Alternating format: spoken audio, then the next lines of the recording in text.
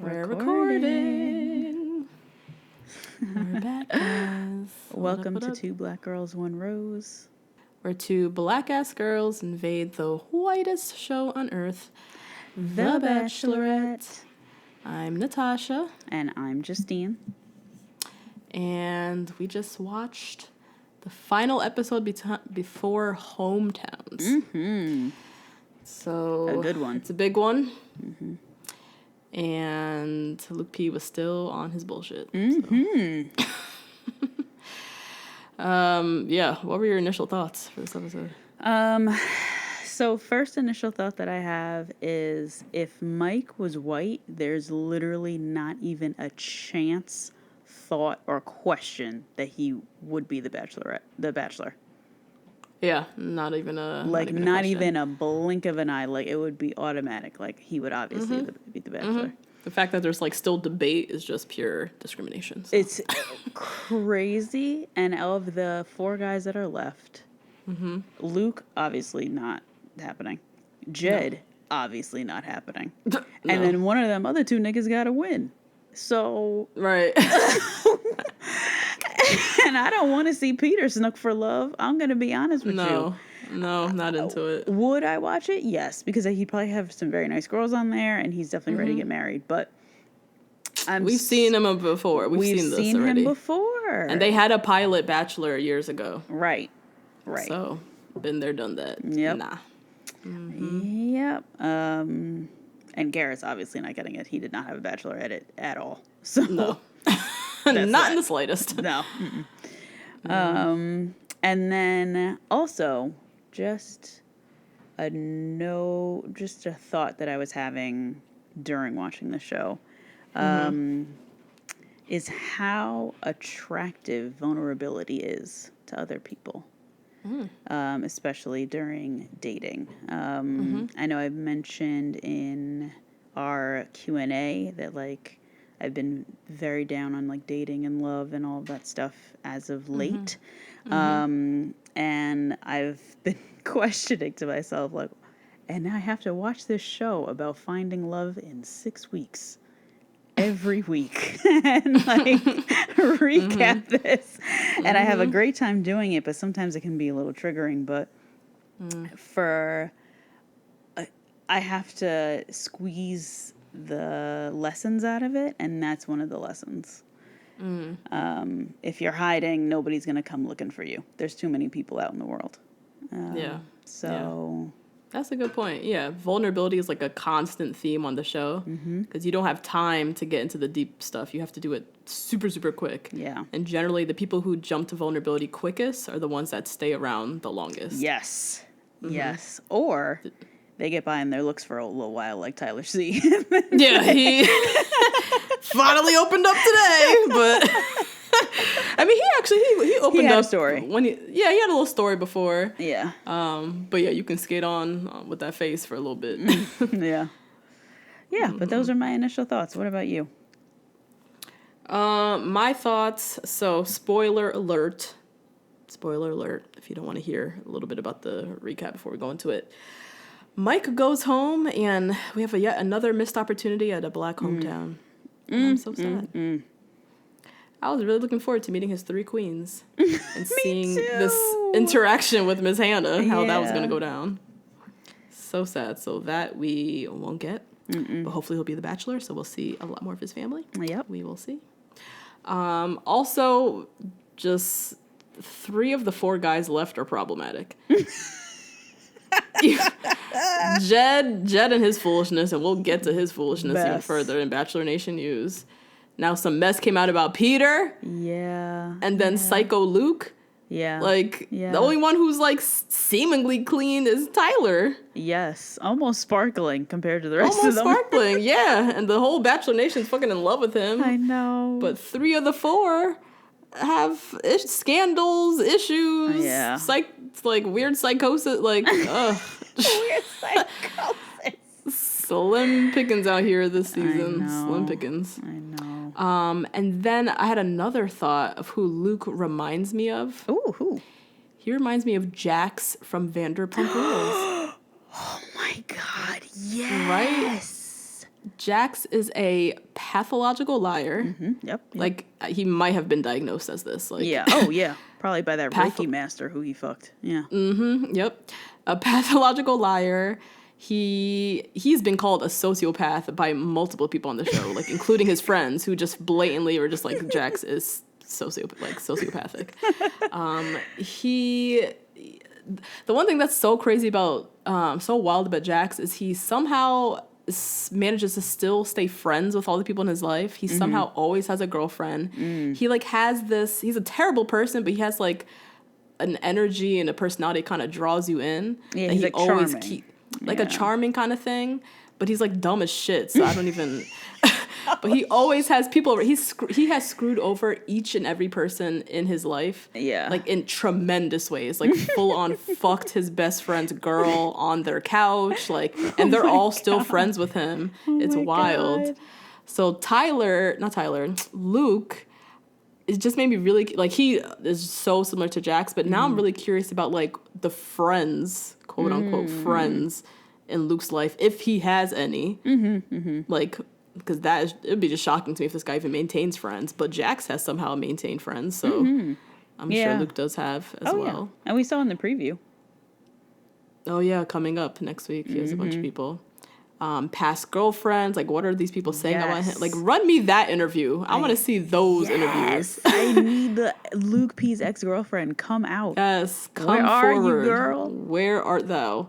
Luke P's ex, his high school or college roommates, all of them. Very, very curious. But yeah, those were my initial thoughts. Nice. So as always, shout out to the Patreon crew. Yes, our patrons. Continue to rate, review, and subscribe. Thank you, everybody, for all the beautiful reviews we get each and every week. Yes. And then, as always, hit us up on Twitter, the number 2 BLK Girls, the number 1 Rose. And you can email us at the number 2 blackgirls, the number 1 rose @gmail.com. And search 2 Black Girls 1 Rose on Facebook and Instagram, and screenshot us if you're listening to us right now on Patreon. Share us in your stories, share us with the world. We love when you guys do that. I especially love when people put themselves in the picture. Yes. Those are my favorites. Or people put their kids. Their kids crawling around on the floor with us cursing in the background. Oh, yeah. I love those. You guys are wild. These poor innocent children hear me in the background. Yeah, fuck that dude.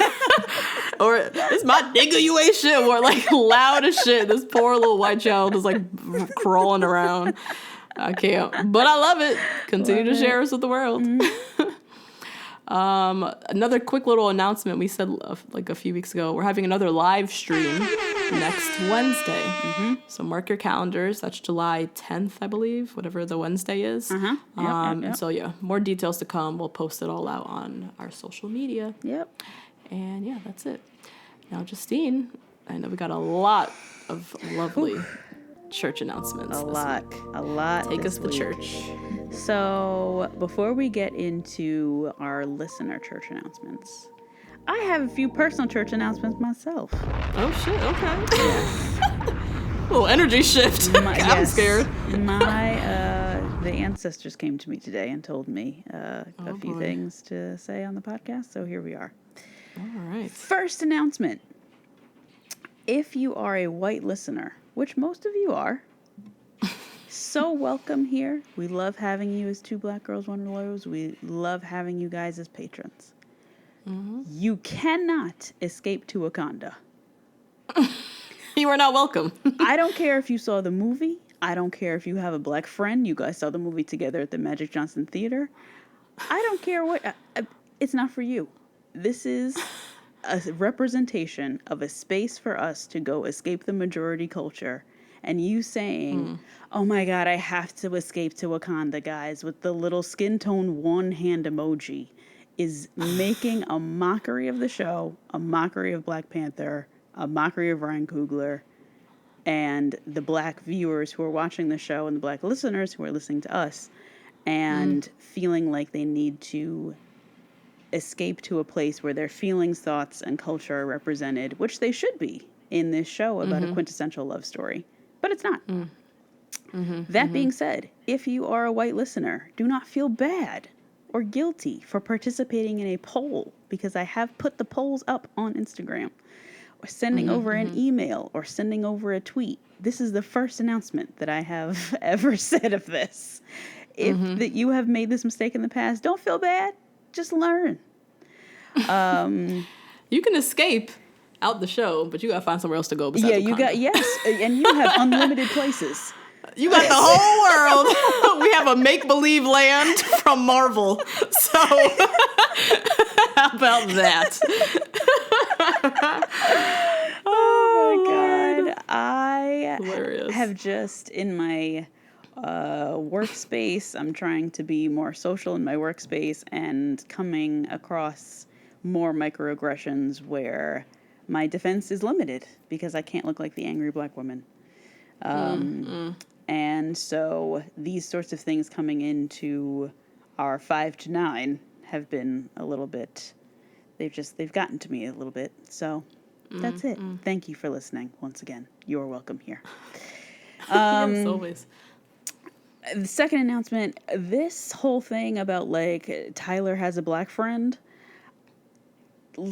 this is great. Yeah, I've been getting a lot of DMs about this. A lot of DMs about it. I really hope and absolutely think that Tyler is not pandering his black friend up and down the Eastern Seaboard to not seem racist. I think this is really his friend. Yeah, that would be really deep to be thinking that far into it. Let me strategize my live stories to always feature a minority so people don't think that is too much. I think that's really his, that's his homeboy. Yes. So this whole, Tyler has a black friend, you guys. Let's just normalize this instead of making this a highlight of who he is, and his character. Because as we know, you don't get a medal for being friends with somebody black. You also are not automatically invited to the cookout because you have a black friend. So let's just normalize it, make it a thing. Tyler C. has a fine ass friend that he's running around with. That is news.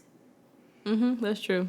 Fine ass friend who happens to be black, so it makes it interesting. But it's not it's not DMable worthy that everyone keeps hitting us up. Look at his back friends. Okay. Yeah. It's fine. Okay, so those are my only 2 announcements. Thank you guys so much. Again, love you down. But I just had it's been a while since we've done soapboxes. I know. Becca's season was one giant soapbox. We were forever preaching about stuff. So we all have gotten a break from our soapbox moments. So, shout out for the love. Perry, Caitlin, Lauren B, Lauren H, and Maddie, thank you so much for the love. You guys emailed us some really awesome emails. Karen is in the community board on Patreon who gave some great questions and really interesting points about Luke P. Would love to see some responses to those. I'm trying to look more into the community board. I can't promise any interaction. But I can definitely, we're looking into it and we're seeing what you guys are saying. So thanks for interacting on there. Really cool. And I just love the whole community in general. Everyone's going back and forth in community board, in our comments. Sometimes we get some hate and some fights in the comments, but sometimes it's people just yeah, girl, I thought the same thing. Or, yeah, Luke P ain't shit. Yeah, girl. I love seeing that cute little interaction. Yes. Yeah. Last week when you tweeted about not having this emotional, oh my God, what am I saying? Not having anyone emotionally manipulated. And all those women who were oh my God, I was, and commiserating together. It was so awesome. Yeah, that's the community building piece that we love about what this podcast does. So continue to do it, guys. And then a list of people who emailed us some villains. Mary Soul emailed us Courtney Robinson from Ben F's season. Yes, I forgot about her. She won the season. Yeah. And she was hated by everyone in the house. Yeah. That was definitely a villain. I also forgot about Lee, racist ass Lee from Rachel's season. He was a villain, but I guess because he wasn't wooing Rachel the way that this guy is wooing Hannah, it's a little different. He wasn't really a front runner. Yeah, true. Yeah. This guy is like really, we'll get to it. And then Chad on JoJo's season. Yeah, forgot about him too. Yeah. He was hated Chad by everybody. he was just like an angry monster. Like he was like in a constant state of roid rage. Like it was really bizarre and scary. But yeah, I would say different than Luke in that we knew he wasn't going to win. He stuck around for a while because of the drama, but we knew he didn't have like a real chance with JoJo. But yeah, he was definitely very hated. Totally forgot about Chad. Okay, yeah, and Luke might win, so this is why this is very frightening. And that's it for church announcements. All right. I do have some more trifling as Bachelor Nation news. Because these men continue to just be messy as hell. Yeah. And whatever. I mean, all the skeletons just coming out. Yeah. All the skeletons. Yep. So we said last week, wouldn't it be some shit if Peter, cute little Peter, something comes out about him? Sure enough, literally the next day, Reality Steve broke a story on goddamn Peter. So allegedly, Peter broke up with his girlfriend to go on the show, which means he would have applied while he was still dating the girl. So that's just fucking messy. Yeah, that's a little messy. Very messy. So according to Reality Steve, he did a little email interview. I don't know what the fuck an email interview is, but he did an email interview with the girl, the girlfriend. And he was all set to publish the story, but then after all the backlash with Jed's ex, people have been like coming at her.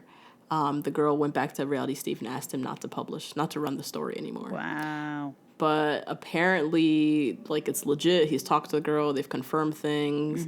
Apparently, her and Peter went on a trip to Switzerland back in November. Reality Steve has pictures to prove it. Yeah, that's what got me, is the trip. Yeah, the trip and the pics. So, very shitty to hear. I don't know. I can't really trust anyone on these shows anymore. So yeah, I mean, at least he broke up with her. Yeah, to go on the show. Yeah. But yeah, you're right. At least he broke up with her, not Jed, who was like, I'll be back and we'll be stronger. Yes, and we will be on the CMAs together. Yeah. Right. Sonny and Cher. Oh my God. So yeah, Peter, perfect little Peter's little image has been tainted just a tad. Yeah. And then Jed, more shit just keeps coming out about Jed. Messy. Jed is truly the shittiest of shits.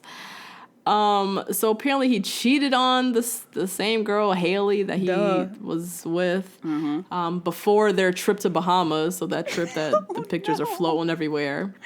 And Reality Steve has all the proof. It was apparently 17 days before the trip on February 3rd. Wow. Jed slept with another woman who has been in communications with Reality Steve and had all the texts to prove it. Like, had the date that they fucked. Like, isn't that crazy? And that means that their trip was a Valentine's Day trip. Oh! Oh, God. Damn. So he fucked some other girl on February 3rd and then, took out his girlfriend. 17 days later, they went. I mean, that's around a Valentine's Day trip. Around a Valentine's Day. And that's where they allegedly said, I love you for the first time or something. Was that also where they were making a Google spreadsheet to plot on to be on The Bachelor? Or no? Oh, God. Just a mess, a mess. And it's so... I couldn't even imagine sending texts to Reality Steve, like, about some dumb guy that I slept with, like, once. I don't even... like, who are these girls, too, that, like, come forward with these stories? Like, how... What is the point of this? Why do I want to be mixed up in Reality Steve, Bachelor Nation, D-list ass mess? I'm trying to think. Like, would I even do that? Like, I definitely wouldn't. No.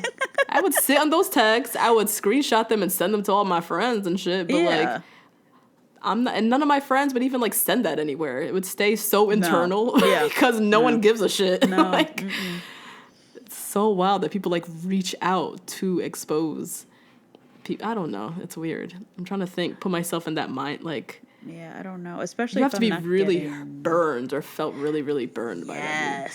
Yes. Because to not get any monetary scornful. value from it just feels... That's what I'm saying. Unless I'm gonna be on the cover of Star magazine with a nice little like photo shoot and a little headline, Natasha, moves on from her heartbreak or some shit. Yeah. If I ain't getting that, I ain't doing this shit for free. For what?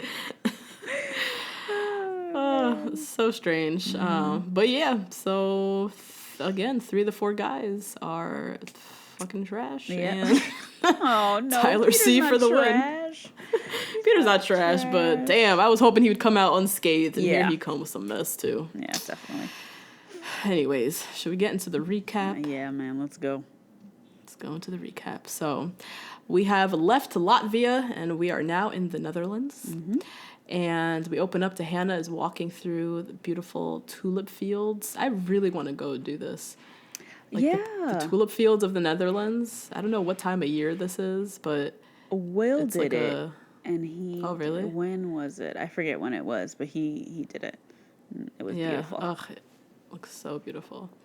So yeah, Hannah's walking through the fields and talking about how next week is hometowns, and so this round of dates coming up is super, super important. Yeah. Meanwhile, the guys are in Amsterdam sitting around talking about hometowns, and Hannah eventually shows up and she pulls Jed for a date. Now we have to remember that Jed told her just last week that he was falling in love with her. So that's where they're at. So for their date, they just head off to explore Amsterdam. They go to a little coffee shop. Jed is still wearing that same fucking thrift shop jacket. That's one of those, like, it's a coat that's like, it's so distinct that if you wear it, if you wear it, you look like you're wearing the same outfit every time. Yes. You know what I mean? Yes. It's such a standout piece that you got to mix it up sometimes, or else it looks like he's wearing the same outfit he wore last week. You know what I mean? Because if you wear like that jacket and jeans, it literally is the exact same thing. Right. Whether it's dark jeans or light jeans, it's like you just wore this exact outfit. That jacket is so like strong. Ugh, man, it's ugly. So yeah, they ride a boat down the like canal. They dance in this little square to this like guy playing the accordion. And then they sit and have a chat. And there's like this random old couple. They always have this. This is now a Bachelor staple as well. Yeah, I was thinking that watching. I was like, do they have random passerbyers and locals before? And I'm like, I don't remember this like during Rachel's season. But I don't know if Rachel's or I've seen this before where there's like an old couple that like sits next to them and is like, yeah, we've been married 80 years and like gives them some like advice or something. Because the couples they be 115 years old. 100 years old. Whatever. Yes, I know what you mean. Yeah. So they sit with this couple. This part was kind of weird. I don't know if I misheard something, but they asked them where they're from, and Jed said, "We're English." We're English. I was like, not language you speak. Where are you from? You are not from England. What are you talking about? Nope. And even Hannah, she looked confused. She was like, wait, are we English? Like, she looked so perplexed. Oh, God. So, yeah, this old couple, they've been together 54 years.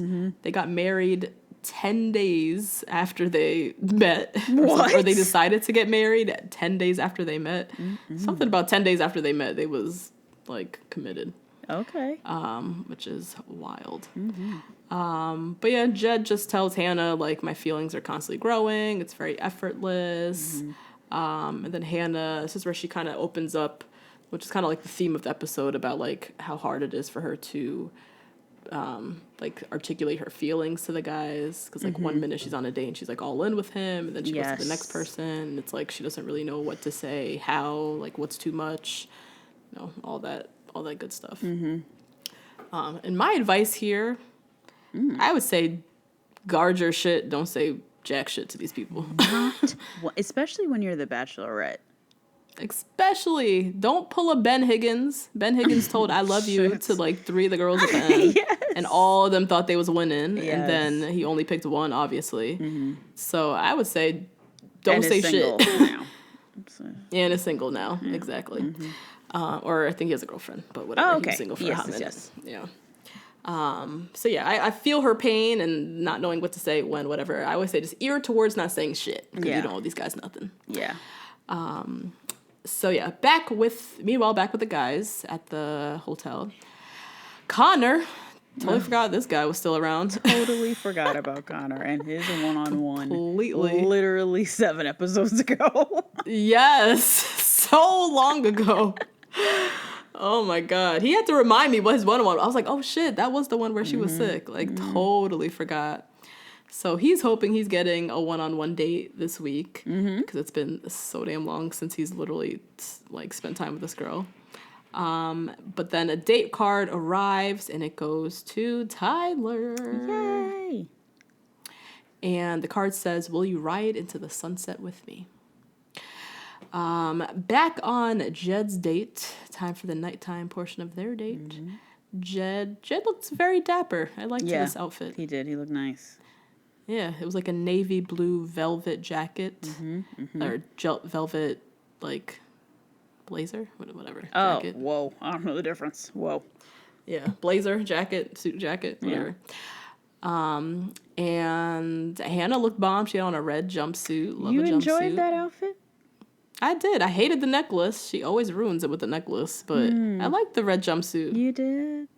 Yeah, I like it. You know, it gave me Hillary Clinton circa 1999. What? Hillary Clinton ain't never wear a jumpsuit. She always had on a 2-piece suit. Can you imagine Hillary in a jumpsuit? Hillary Clinton in a jumpsuit? No. I don't know if it was the shoulder pads or like it was like a blazer-like front. Yeah, of the jumpsuit, and then it was a long sleeve. It was just giving me like, and vote for Hannah. I was like, oh. 2020. A little political, yeah. Oh, that was cute. So yeah, they head to dinner, and Hannah says to Jed, I have feelings for multiple people. I don't know what to do, so I think you've noticed I've been like holding back, and that she said she's been feeling kind of stuck because she doesn't really know. Same thing. She doesn't know what to say, when to say it, things like that. And then Jed says, I support you and, whatever you're going through. I want to build a foundationally powerful relationship. Now, this is where he got my nigga, you ain't shit. Yeah, that's coded language. And this is a foundationally powerful relationship when you are building all of this on a fucking lie, my dude. That's what he meant. He meant a record deal. Are you serious? Wow. The foundation already has a crack in it because first you came up on the show with some ulterior motive shit going for your music career. And okay, so you were honest with her about it, yada, yada.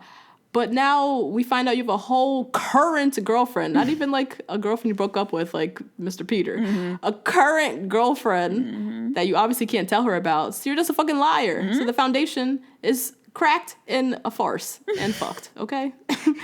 I hate when they make these big statements like this, knowing you just lying. That's so sick. Ugh.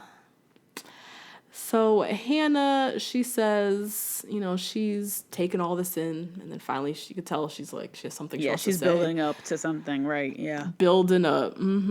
So she says, there was a moment today where we were dancing, and you kind of like clicked your, that jump and like click your heels thing. And, we were laughing and spinning around, and I just saw your face. And, it was in that moment that I realized like, this is real. And, I finally can be confident and feel safe to say, Jed, I'm falling in love with you. That shit was wild. Yeah, that's pretty wild. So this is the first person she said this to. Yeah. Right? Yep. Yeah. She's dropped the falling in love. Jed was obviously all giddy and happy. and all that jazz. And she ends up giving him the date rose, You know which what? locked him in as the first person with the hometown. What is so frustrating about this, and what was really frustrating about this episode, was that it felt like the men are exhaling a little bit too deeply. Like they are not having to work as hard because she's exposing so much of her feelings and not guarding Because she her was heart. frozen. Because she is saying, like, I'm falling in love with you, or like, oh, I have so many feelings with all the other guys. And she's like divulging all of her true, real feelings to them in a way that they shouldn't really know. Yeah. Because she feels like she's not saying enough or giving them enough, but I feel like she's giving them quite a lot. A lot. And I feel like she's not setting up boundaries when it comes to her current feelings. Mm-hmm. You know what I mean? Like, she can talk about, like, oh, in high school this, in college that, in my last relationship this. But she's talking about how she feels right now in the moment. And it's, like, too much. She's giving these guys, like, way, way, way too much. I'm never a fan of the lead telling anyone this early that they're falling in love. Yeah. I don't think they deserve to hear it. I don't Nope. think they even know. Like, I think the contestants telling them falling in love with you, I mean, that shit is fucking wild because you've barely spent time with these people. But you're in a vacuum. You go on these beautiful dates. Yeah. I can see it being manufactured. But for the lead, you're like literally still dating like 5-6 people at a time. You probably shouldn't be telling any of them anything. Yeah. Because that's just going to fuck up their heads, I feel like. Yeah. And so, yeah, I'm not a huge fan of this, especially pre-hometowns. Like that's It's early. It's a bit early. But anyways, Hannah says I can see a life with Jed. Mm-hmm. Warding off all the damn bitches he be fucking all over the place. I was gonna say, girl, a throuple with Jed, right? Like polyamory with Jed, like Sister Wyvern with Jed, like. Oh my God, this is the title. So many good titles for this episode. He created this shit. He created this. God. Next day, time for Tyler's date. And for their date, they're going to be exploring the Hague. Is that how you say it? The Hague by horse. Oh, it's like an area of the Netherlands, I think. I don't know. Yeah. Probably, yeah. Yeah. Anyways, so Tyler is, talking. He's excited to bring Hannah home to his mama and his Nana. Mm-hmm. Can't wait to meet Nana. That sounds so cute. I can't wait to meet his whole fucking family. I want to see what they what all these people look like. Yes! What is this? Did he just look out with all the genes, or is everybody in this damn family fucking beautiful? And look like the Kennedys. Like, do they all look like this? Right. Like, he has a very they all have like floppy hair. Yeah. A very specific look, like very like long, voluminous brown hair. That's what I'm picturing his mom to be, like Maria. What's her name? Who? Arnold Schwarzenegger's ex-wife. Oh, Maria Shriver. See, I'm getting my Marias mixed up because I was about to say Maria Sharapova. I'm getting my white celebrities mixed up. Oh God. Anyway, her. Yeah, I see. I know that. Like a big hair, like big, like Dallas. Yes, like beauty rollers queen hair or something every morning. Yeah. Like. I cannot wait to see this. Yep. And Nana's one of them Nanas that puts on a full face of makeup. Down.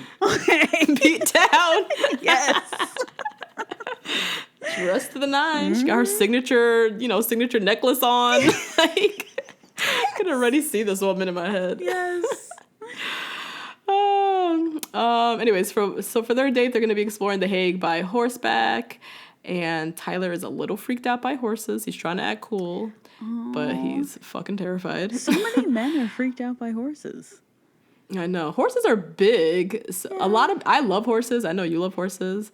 But horses are big animals. Like sometimes we stand, even when I go horseback riding, like once every 2 years, I myself forget, like, oh shit, horses are fucking tall as hell. Like it's kind of, when you stand next to them, you're like, oh, I forget how big they are. And I guess if you are big, that's intimidating to have like an animal. Something bigger than you. That's like a big like muscular vegetarian that could run you over. Okay, yeah. Yeah. Muscular vegetarian. Oh. So their date, they just ride around The Hague and they stop and have pickled herring, But which I guess is like a Dutch delicacy. Looked disgusting. Tyler was literally gagging as he was biting into it. Like, Hannah, of course, swallowed it like it was no problem, crushed it. yeah, she does that. She's been doing that since Colton season. That's not like, in my head, this is like that backwoods Alabama life. Right. I don't know what they be doing. I just picture them burning shit and eating craziness. Yes. Yeah. Eating what they like shoot in the woods. If you're from Alabama, please email us if you've eaten something weird that you shot.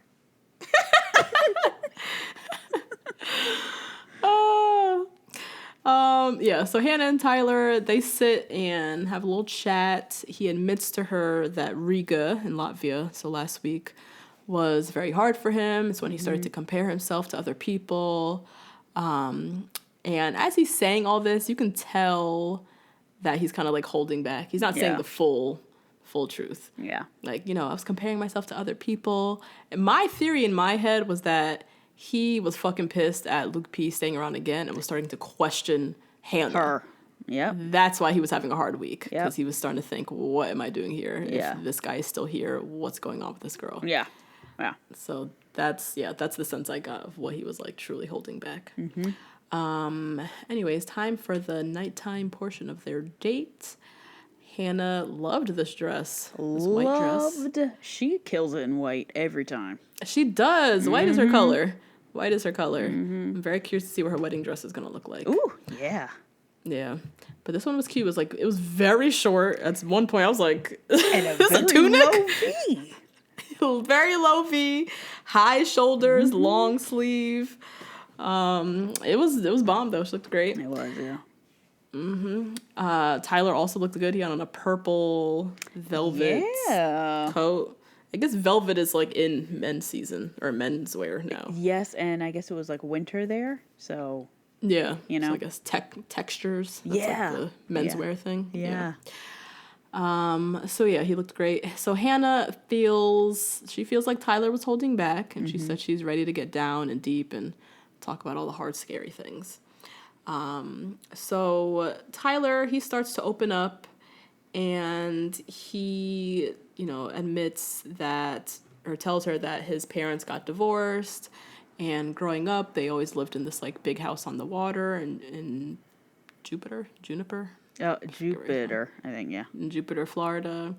And, big beautiful house on the water, living their dreams. And then the market crashed and their family lost everything. And they had to move into like a smaller house. And his parents' marriage didn't really go so well. And ended up divorcing. His dad had to move out. And it was just like a whole big, terrible thing. And pretty much since then, it made him kind of like shut down and like have a really big fear of like failing at marriage. And then Hannah shared that, her parents are still married, but the way that they communicate is pretty problematic, and how she really wants a man who's like open and honest and doesn't want like that weird communication that's going on with her parents. And this is where she got my Hannah used her words moment. Oh, okay. She displayed how she has learned from her parents. I think a lot of people who are or haven't learned from their parents' relationship, haven't matured in a certain way, and she has matured in a way to where she says, you know what, my parents are not superheroes. That is not what I want to be. They are fantastic people, but that is something that I don't want. And then expressing it on TV, airing them out. And then I was like, damn, your daddy gotta watch this later, girl. Let's tone it down here a little bit, airing out their business. Yeah. Yikes. And like on ABC. This isn't on like Instagram or something. And also to a man who she's falling in love with, hopefully. So yeah. And I think she's been pretty consistent too in saying like she wants people to open up, she wants honesty, she wants to get deep. Like that's been kind of like her theme all along. Like that's where she's gotten the most frustrated is when people have like acted like Luke P, who's been very like surface level, or when she yelled at everyone saying, like, y'all don't know shit about me because nobody asks. Like, I think that's, like, a pretty consistent, like, value of hers, that she wants people to be open and honest. And yeah, so she shares that. And then Tyler, you know, he always says things very nicely. Always has a good little line. He said, I failed a lot in my life. I failed in my last relationship, but I'm thankful for my fails. Which, you know, it's nice. Some self-reflection. Yeah, sorry. I mean, that's what you're supposed to say. So Yeah. I blinked out.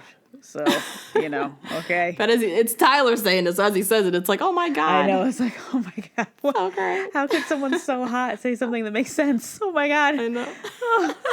He's so vulnerable. So he obviously gets the date rose. And he is the second hometown locked in. Yep. Could you imagine not picking him? He's so hot. Like, So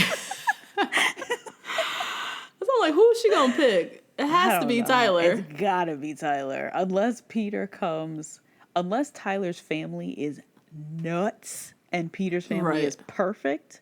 Yeah. That's the only way I can see Tyler not winning. See that. I don't see it for Peter. Oh, yeah, I feel like Peter, he's so, yeah, no. He's great, but he's, like, so nice that he's not going to win. You know what I mean? Like, Tyler has a little edge to him. He has a little sass to him. Like, that little thing kind of, like, keeps her on her toes, keeps her interested. Yeah. Peter's just kind of, like, naturally just, like, great and open and awesome and all that shit. So it's kind of boring. So yeah, meanwhile, back at the guys, another date card arrives. Connor is still hoping and wishing in the wings, that this date card is for him. And the date card is for our guy, Mike. Yes. Woo, woo. And it says, I'm drawn to you, ... Hannah. So that means Peter, Connor, and Luke P are left to go on a group date. Which fucking sucks. Oh, and Garrett. You forgot Garrett. I was like, wait. That's Peter. Oh, yeah. Peter, Connor, Luke P, and Garrett. Sorry. Yeah, I stay forgetting Garrett, too. It's fine. Yeah. Very forgettable. So Mike, he's cheesing ear to ear because he is so hyped he's getting the last one-on-one date. And Connor, at this point, just leaves the room. Yeah. He's upset. He literally has not seen her in forever. If anyone should have gotten the one-on-one, it definitely should have been him. Like, she doesn't love Mike to death. Yeah, she does not know you, nor does she want to spend her last one-on-one card wasted on you. So. And there hasn't been a cocktail party in probably 3 episodes. So. Yeah. Like, she does not know. She forgot he was even there. That's probably why. Yep. She probably would have gave him the one-on-one if she remembered his ass was still in the house. So, yeah, he left the room. He was kind of pissed. And he said that he, like, feels weird bringing someone home when they literally have spent, like, no time together. So. Oh, what a good gut feeling, Connor.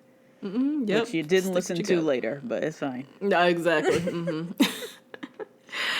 So Connor, he ends up sneaking off to go see Hannah, which is a smart little move. You know, you try to make your own time. Yeah, I feel like that's always allowed. Like if she's staying in the same hotel, like just and that's what Jed did. On over. And Jed did it. Jed needed a ride, I think.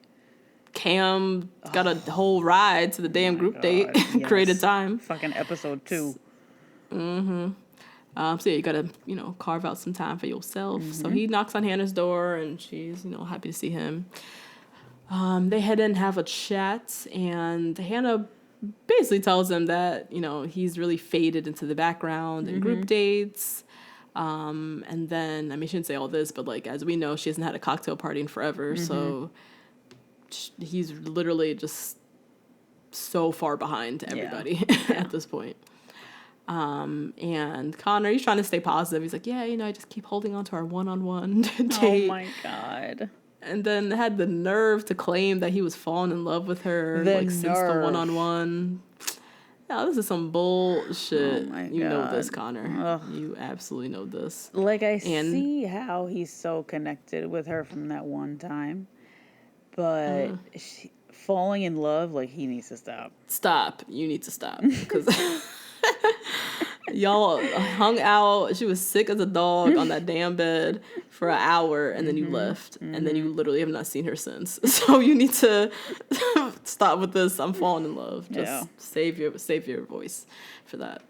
But yeah, as he said it, Hannah like very obviously did not look into it at all. So, and so Hannah, she says to him like, you know, as he dropped the L word, she could tell she was like, oh boy, gotta let this one go. So she says like she doesn't know if they'll be able to get there, and that there's nothing bad about their time together, but that other relationships have progressed and she has stronger feelings for them.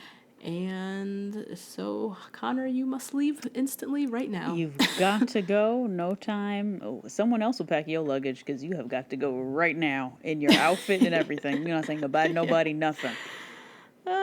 Sucks. This happens a lot. This happened to Demi. Remember Demi went over to Colton, tried to, you know, say she's falling in love with some bullshit, and he was like, you've got to go this instant. So this move is not working. People need to stop with this move. You know what? It works sometimes, but you have to come with the chemistry, like Jed. Yeah, that's true. You have to already have it there. You can't hope that this little sneaky one-on-one is going to bypass and create now chemistry. Right. And a connection. It has to have already been there. And if it wasn't, this is only going to scare them away. Right. And you can't just come with words. Like, most of the people who do this, they come with some sort of, like, a cute action. Like, Jed was singing a song. And, you know, other people who have busted in have had some sort of, like, cute little gimmick that they put together. But when there's no effort, you just say there with your words, I'm like, I'm not going to meet your mother. Go back to fourth period or whatever. Wherever you're from. So yeah, Connor has to go. It's a bit embarrassing. Very. And hops in the SUV and pieces out. But this is why the Luke situation is so bad, because Connor is going home because he's not Hannah's husband. Like, this is very obvious. However, from Connor's point of view, he's seeing that he is going home because Luke is there. Yeah. You know, which is heartbreaking. For his self-esteem. Like, ugh. Yeah, that really sucks. That you feel like you didn't get a fair shot because there's been so much drama caused by this guy. Yeah. And then, on top of that, you're going home because she's built stronger connection with this fucking psychopath. And you never even really got a sure shot. Like, whole thing sucks. Anyways, next day, time for Mike's date. Yay. Hannah is wearing a horrendous bubblicious bubblegum terrible leather jacket. Yeah. So disgusting. Pretty bad. Yeah, pretty bad. Really bad. Was there Very also bad. like a white belt, or did I make that up? Oh God, I don't know. I hope not. I hope not either, because I can't stand a white belt. Ooh. A white belt? I didn't even know they made one. When would you ever wear a white belt? I had, she doesn't listen. I had a roommate who used to rock it with a maxi dress, and Natasha, when I tell you, oh my God, by the end of the year, we were like, burn it! Get it out of here! That sounds collectively horrible. As a suite. Anyway. Gross. Yeah. So Mike, he's all smiles, that big, beautiful smile that we all know and love. And for their date, they're just going bike riding. Mike, you know, he's dramatic as hell. He says, so "Today can dramatic, so over the top." Like, I just have to laugh because it's just so extra. It is. That's why he'd be such a good bachelor, because he's so dramatic. So dramatic, falling in love with everybody and saying these big outlandish statements that just look and sound ridiculous. But he's so truthful. Like, he really That's what I'm saying. He's so genuine about it, though. Like, I genuinely believed him as he was saying this, even though it was so large and out of this world, just outrageous. He said, "Today can literally change the trajectory of my entire life." That's so crazy. So over the top. So yeah, for their date, they kind of bike ride around. They eventually bike to this like art warehouse, basically. And they each spend some time like drawing the other person. And then this artist woman shows up. She's there. And then they change Mike and Hannah change into some like weird silk Yeah, into like drapes. drapes. It was very odd. And then they just kind of laid up together, and the artist like drew them. Really weird. Weird date. Very strange. Weird Yeah. date. Can't even imagine. There's like silence, and then I'm in drapes, and you're in your underwear. That would be really weird. I don't know. And Mike again with the big ass statements. I'm so elated and blessed to have her in my arms.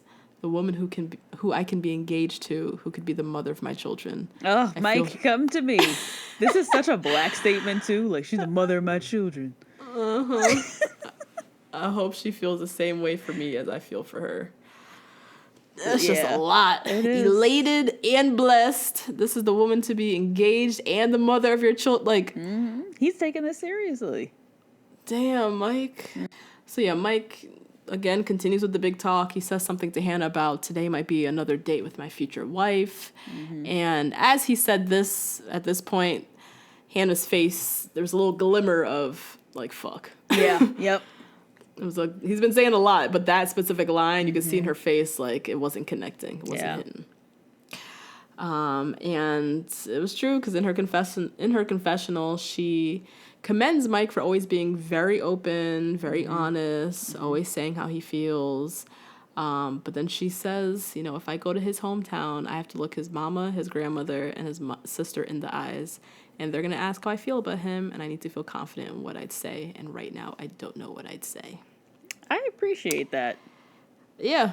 I do. I do too. Because I know I couldn't look if you're 31 and your grandmother's still alive, that means that your grandmother was around during sharecropping days.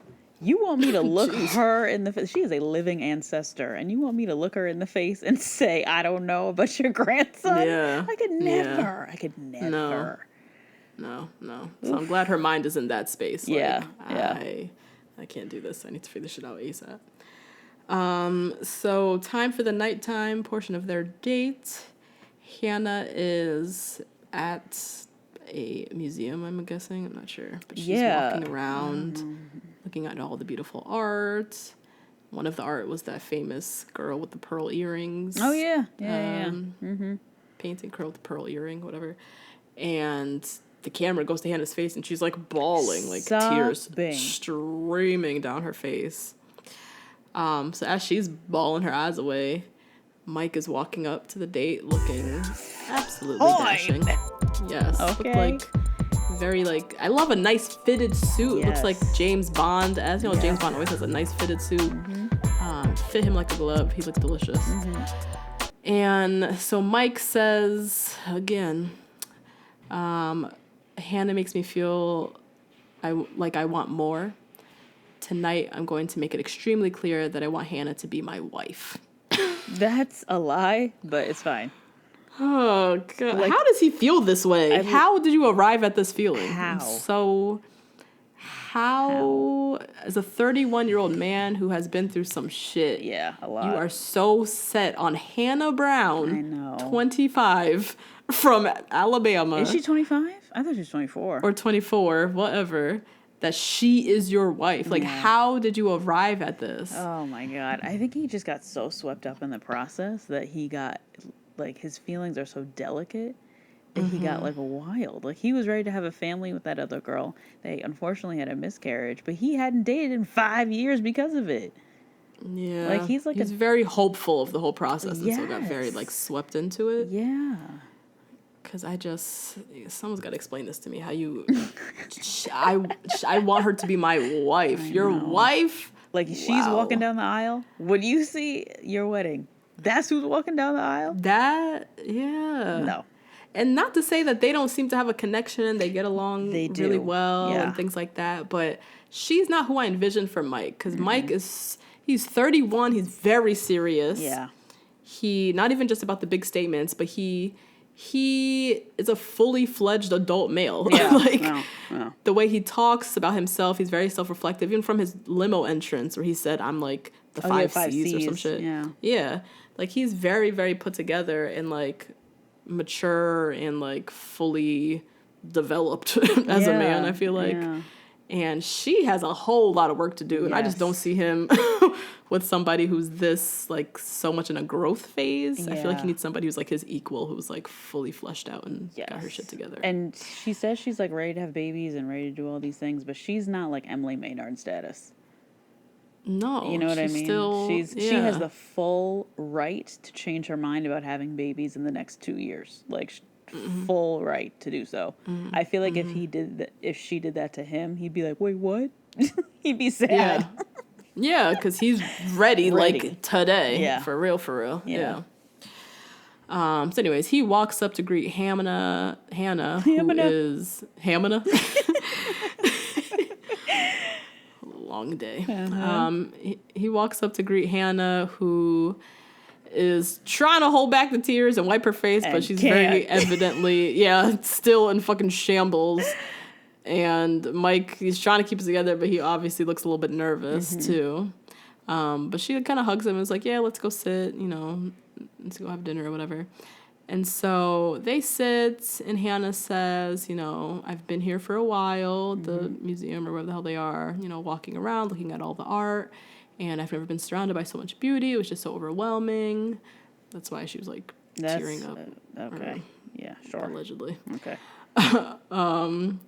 And then she says, in particular, she was looking at one painting of, I thought she was hilarious, a painting of St. Catherine, and she's, like, holding a Bible, and there's, like, men in the background fighting, and how it kind of encompasses all that she's been going through. That is so extra. I know she didn't put those two things together. I know she didn't. That is such a great little... That's a great little comparison, though. They did show the photo. It was a woman, St. Catherine, I guess, holding the Bible. And then there's a whole bunch of dudes fighting in the background, which is very reminiscent of the fuck has been going on this journey. Yeah. And so, she's still bawling. He gives her a hug, and, she continues to cry. And then she just goes on and on about how he's been such a, like, strong, solid rock for her during this whole journey. But then she, dropped the bomb that, you always talk about the 3 ladies in your life and how you're looking for your 4th lady. And I'm not that 4th lady. Aww. I like that, how she broke up with him, though. I like that. First of all, he called them queens, not ladies, so that needs to... Well, she can't actually say that with serious face. Lady. And yeah, second of all, it's like, you ain't shit because you keep Luke P around over a man who is so... Yeah. She don't know what she want. Well, he ain't for her. They in a match anyways, but like, this is crazy that he's the most well put together person left on the show. For sure. Who is so ready for this and adores the shit out of you. And he is going home over Luke P because you were still swept up over Luke P. Like, she don't know what she wants. Know. Really what it is that, like, he's everything she asked for. Yep. And he said that, and she was like, wait. Yeah. Wait, yeah. I don't want this anymore. Yeah. She ain't ready for it. Yeah. She ain't ready for it. You got to be careful. Life and death is in the tongue, Hannah. That's in the Bible now. Anyway. Oh, okay. So Mike, he's obviously sad. He just kind of thanks her, and she walks him out. And the date rose is still left on the table. Did this elevator remind you of the elevator in the Excuse Me Miss video? Excuse Me Miss video. Wow. That's a throwback. I don't even know what the hell that video was. You'll have to look back at it. Well, I loved it. It was an iconic video with that fucking dress that she had on that had all the holes in it. And the fur coat. Oh, I don't remember. Oh my god, and she was like dark skinned. It was a good moment. Love it. But the elevator was the same. Anyway. Okay.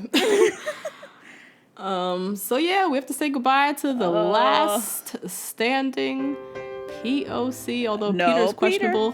Peter has some little flavor in there. Holding on to Peter. I know, but the last black brother on the show. Yes. Have to say goodbye to dear old Mike, who we hope. Hopefully and wish and pray that he is our next Bachelor. But we will just have to wait and see because this franchise ain't shit. So who the fuck knows? We'll see. So back with the guys. They're all shooting the shit. Lucas talking shit about wanting Mike to go home. Tyler says Yo. to him, we got a 5'8" villain, and it kind of just like laughs. This was my Tyler used his words moment. I thoroughly enjoyed this. This is the type of petty low blows that we all want and need. Yes. I'm fully here for height shaming Luke because he is just pure trash and deserves he deserves no ease at all. Just all the low blows. And every time he argues, he gets up and gets in their face. And Yeah, then when they get up, it's just so obvious when they tower over him. And it's just it's a sad moment for Mr. Luke P. So this had me, I was down. Rolling. He, like, literally Napoleon complex. Yeah. He fully has that. Yep. Fully has that. It's so sad. And so him and, Tyler start bickering, and Tyler's like, again, like, if 14 guys don't like you, you are obviously the problem. Yeah. Like, and then Luke was like, well, Garrett and I were just chopping it up, chit-chatting, like, we're fine. And Garrett's like, actually? Yeah, actually. Yeah, no. Nope. I am not fine with you. I was talking to you on the couch because you were sitting there, and I felt like I should maybe, like, do the small talk. And there's no internet and nothing else to do. So at least we'll exchange 4 words with you, but we ain't cool, bruh. So relax on that. And then as all the guys are sitting there, a producer comes in and grabs Mike's bags. Oh. Which is really sad. Yeah. The guys were pretty sad to see him go. Time for the group date. We have Peter, Luke, Garrett left. So there's 2 roses on this date, so only one person's going home. Yep. Garrett says of Luke, which is very fitting, that he loves the idea of winning the Bachelorette. He isn't necessarily here for falling in love with Hannah. So true. So true. This is a big game for him. And it's a big game for him, and he just like commodifies women and her as a prize. Yes. So that's why, the whole falling in love and all that stuff. It's more so just winning the prize. So Hannah, she meets up with them, and they're like at this fancy estate type thing, sit for drinks. Luke pulls her aside first, and Hannah just asks him, like, how's the week been? How's it going? Luke, I hate talking about the other guys. No, you don't. You love it. You live for this. You messy, messy bitch. Oh my God.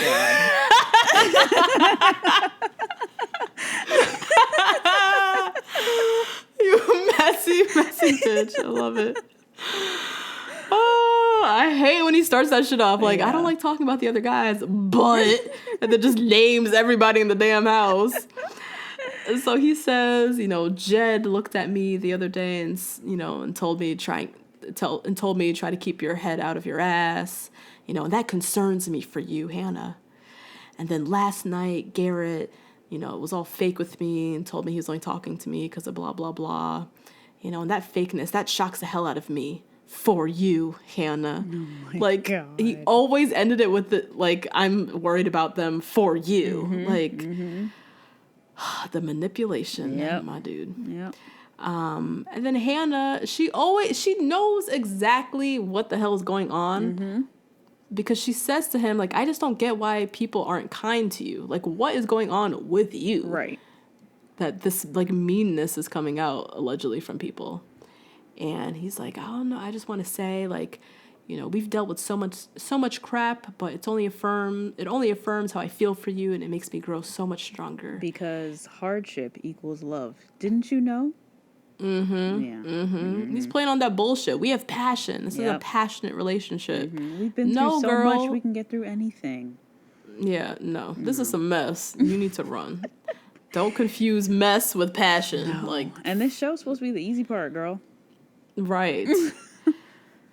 God. So yeah, they, at the end they're all kissing and hugging and same bullshit as always. So next up for their little one-on-one time is Garrett. And Hannah immediately confronts him about him allegedly being fake with Luke and talking to him, not talking to him, whatever. And Garrett just explained himself, like, I can't sit in a room with someone and just not talk to them. So, Right. like, I exchanged words with him. Especially when there's nothing else to do. And he's like, I got what he was saying. Like, even if I hate somebody. Yeah. But I don't even hate, I can't even think of anybody I hate. But even if I did, like, strongly dislike someone, if I'm sitting in a room with them for, like, 40 minutes as the other people are getting, like, interviewed and shit, like, we might shoot the shit for a little bit. Right, yeah. It doesn't mean anything. It just means, like, we're sitting in a room and there's nothing fucking else to do. Right. So we might, like, make a comment about the weather or, like, talk about something. But suddenly now it's getting twisted and turned around and too much. So he kind of has to, like, defend himself. And Hannah's like, yeah, I just, I don't want someone to ever be fake. And she's like, if I don't like somebody, I'm just not going to talk to them. And basically, like, defending Luke, which essentially. we know is a lie because you talk to Kaylin still. So totally forgot about that. That's true. Let's not. Okay. Damn well you and Kaylin did not get along, and you still put on a nice face and was cordial with her during the whole season. Yep. So stop with that. And so Garrett, at this point, he's just kind of fed up. He's like, it's the Luke P show again, and at this point, we're all a little bit frustrated with it. God, and, like, literally says that to her face. So glad he said that, though, because she's too. not understanding that, like, she's blocking the other guys and getting to know the other guys because of him. She's, like, not getting it. And it's aggravating. Anytime she sits down for a little one-on-one time with them, half of their time is them addressing some bullshit that Luke P lied about to her. So it's just cutting into everybody's time now.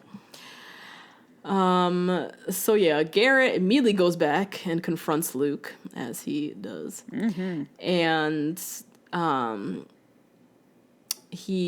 I like what he was doing here. He was trying to get into Luke's head. Yes. So he was trying to. I loved it too. Yeah. He was kind of insinuating to Luke that he maybe said something to Hannah about him. Like planted a little seed to kind of, like, stir him up a little bit. He was like, yeah, something tells me Hannah's gonna know it too, that all you say is bullshit. Yeah. You're the fakest person I ever met. And kind of had this little smirk on his face because he just came back from his one-on-one time with her, so he's trying to make it seem like I just talked some bullshit about you. Yes, and it was you don't know, so and you don't know great. what I said. Yeah. Yeah. I loved it. So Luke, it's working because he's getting all amped up, and they're going back and forth, and Luke is still just lying through his teeth, talking about Hannah asked me about you. That's why I said it. And it's like, no, she did not. Like, you just lying. She asked you how the week was, and you were like, well, let me tell you about Garrett, Peter, Tyler, Mike, like, started naming everybody. She didn't ask you, tell me about Garrett, so stop. Nope. And yeah, so Garrett's kind of just still trying to get under his skin.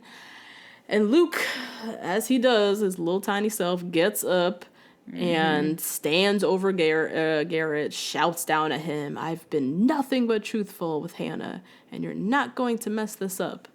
And then picks up a pile of bologna and, like, drops it in his lap. And it's like, you're bologna. Like, you're this. bologna. Yeah. Here are some cold cuts. Like, how is this, how is this, like, a comeback? Oh, my God. Because as soon as Garrett stands up, it's like, ugh. He starts quivering. Exactly. That's when he backed up. So Luke, like, storms out, and he goes and finds Peter. Peter's, like, off on a balcony, I guess, waiting for his time with Hannah. And Luke admits to Peter, like, during my one-on-one time, I, like, brought up some of the other guys in the house. And Peter just, big-ass eye roll, like, bruh, you literally said last night that you were going to stay in your lane. Yep. And then he said, like, it just doesn't end with you. And Peter's pissed because he's thinking Hannah now is going to be, like, in a bad headspace or, like, angry or... And he's right. And he was right, yeah. And so just kind of... Everything that Luke does affects everybody. Yes. So even though he really talked about just, like, Luke or Garrett and Jed, like, it's now affecting Peter because now Hannah's not in the right headspace, and now Peter has to go and talk to her, and it's just, like, all one big mess that he always just affects everybody. And that's why he's, like, the villain of villains. Yeah. Because his trajectory is truly affecting her even just getting to know everybody else, which I haven't seen on the show yet. This is wild. Yeah, it's not even just one-on-one drama with the house. It's, like, literally, it's affecting her process with the guys, too. Yeah. So anyways, Peter finally gets his little one-on-one time with Hannah, and it actually went really well. He was super giddy, per usual. They were all, sharing their feelings, kissing and talking, having a good old time. So it was good that her mood wasn't, like, tainted, or she didn't approach him with some Luke bullshit or anything. Yeah. Time to award the roses. So there's 2 roses on the dates. Hannah awards the first rose to Peter. So Peter's locked in for hometowns, and he gets to head back to the hotel. Meanwhile, Garrett and Luke head into the nighttime portion of the date, and then we'll see who gets the next rose. So time for the nighttime portion of their date. Hannah shows up to dinner and tells them, today was hard. Tonight's going to be even harder. I don't want any drama, negativity. I just want to, like, enjoy the night. Real quick, frame by frame, my escape to Wakanda moment is hidden in here. Oh, okay. Garrett showed up in, like, a seersucker bright blue suit. I wanted to die. It looked like Vineyard Vines 2.0. Yeah. And she came up all the way up the stairs, which looked like a lot. And nobody pulled her chair out. And this was my moment, because they're so in their own heads that they're not even thinking. And they are just thinking about beating each other. And that just got on my nerves. They're both from the South. What are you doing? That's true. Mr. Southern Gentleman. To both of them. Yeah, we already know Luke P ain't shit because he left her shivering in the cold. Yeah. Oh, my God. Uh-huh. Yes. So we can't expect only but so much from his ass. Yeah. But damn, Garrett, Mr. Alabama. So Luke and Hannah, they get a little one-on-one time. Luke said he's ready to open up about things in the past. And this, my friends, is when we get the shower story. Shower Jesus is here. So Luke tells us how growing up, sports was a big part of his life. And then as he got older, he started experimenting with drinking excessively. And then he went through a streak where he was constantly chasing sex. Basically, he was a piece of shit and still is. He kept talking like it was in the past. Like, I was a terrible person in the past. You were still a terrible person. Maybe you're not fucking everybody all the time, but you're right. still an awful You're still human garbage. being. Yeah. Yes. And then he says, one day I was getting in the shower and I felt this heavy weight on me. And I remember just bawling my eyes out. And then I heard a voice tell me, Luke, let go. And then I looked up at the ceiling and saw a glimpse of heaven. Bullshit. Yeah. A glimpse of heaven? Oh my God. So you died? All of this, I feel like he took all the best little pieces that he's seen from movies. Yeah. Where there's like elements of God, like Bruce Almighty or like heaven, like all these little heaven God related movies, and he kind of just like pieced together this complete bullshit. Because I don't believe not a single second of any of this. None of it.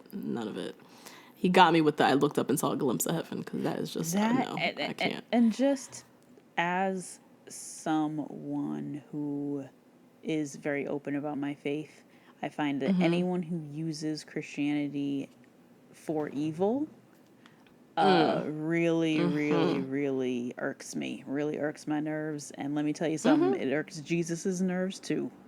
So, Luke P, I don't know what you think you playing around with Jesus, but he is not playing around with you. So, that I'm gonna leave he that gonna there. Get his. Yep, he gonna get his. God don't like ugly. No. Or lying ass niggas, because this shit is some Another bogus as hell. fantastic episode title. It's true. Yeah. This is awful. Yeah. And then he's like, since then I've been doing everything I can to become what my future dream wife is looking for in a husband. So Hannah, of course, ate up every morsel of every lying ass word that came out of this guy's mouth. and was saying how it was so cool to hear Luke share his testimony. How strong he is. His testimony. God. And how strong he is in his faith. I feel really connected to him. Luke knows exactly what he's doing. Literally, because he exactly saved this just when he needed a tip over. He knew he just needed a little tip over to hometown. Yep. And then he knew he was in from there.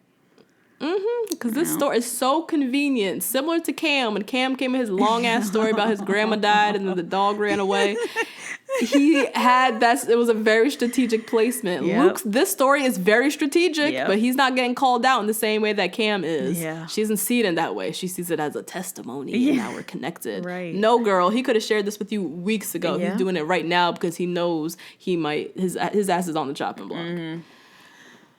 Oh my God. So Garrett and Hannah sit and have a little chat. And their chats ain't never about nothing. Ever. Ever. I was like, fuck, we're left with Garrett to beat Luke. I know, that's what I thought too. But then, well, no, Mike, obviously. But I was like, would it be Connor? Like, ugh, what is that? There's a lot of weaklings left. Yeah. But Garrett was not going to do it. Yeah. So they have the little moment. They're talking about his growth or some shit. I can't wait for...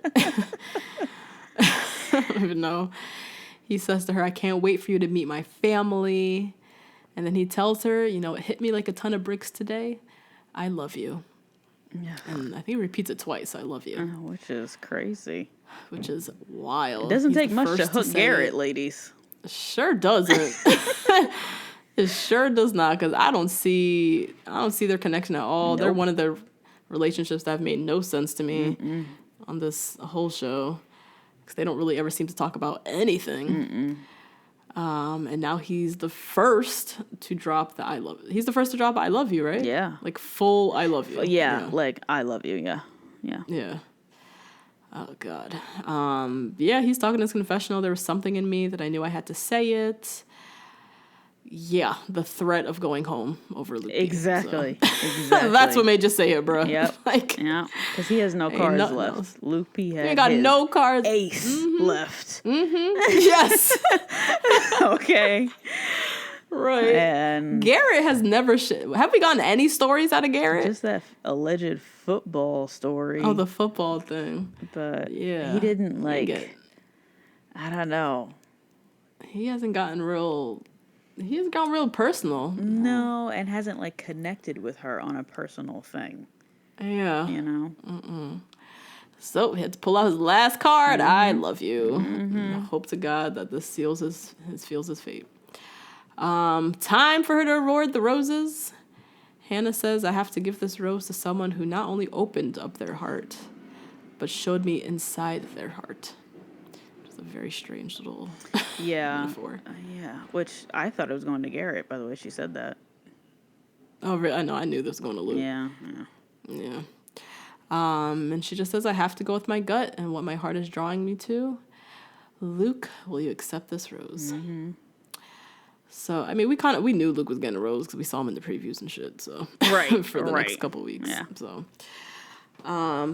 Garrett's going home. She walks him out, packs him in the SUV. He's just talking about being just so shell-shocked and claiming that he's still in love with Hannah. Wild.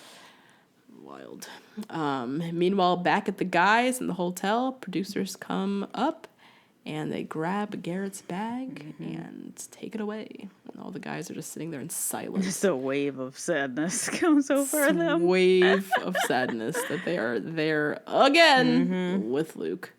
But the good thing is now is hometown, so you get to go home, so you're not with Luke all the damn time. Yeah. Now they're kind of always in separate hotels and stuff.